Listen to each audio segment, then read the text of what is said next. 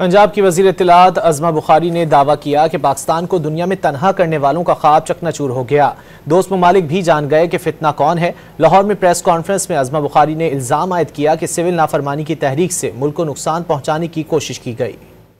2 रोज़ा मुस्लिम कॉन्फ्रेंस जो है वो चल रही है, जिसमें हज़ारों मुंदबीन 50 मुल्कों से ज़्यादा जो है वो मुंदबीन इस वक्त इस्लामाबाद में मौजूद हैं और वो ख़वातीन की लड़कियों की तालीम के हवाले से जो है वो इवेंट हो रहा है। तो वो जो पाकिस्तान को आलमी तन्हाई का शिकार करना चाहते थे, जिनके अज़ाइम ये थे कि पाकिस्तान को जो है वो दुनिया से अलहदा कर दिया जाए, जिनके दौर में जो है कोई फ़ोन उठाता नहीं था और जो है वो कोई उनको फ़ोन करता नहीं था, ये पिछले वज़ीर आज़म का रोना धोना हुआ करता था।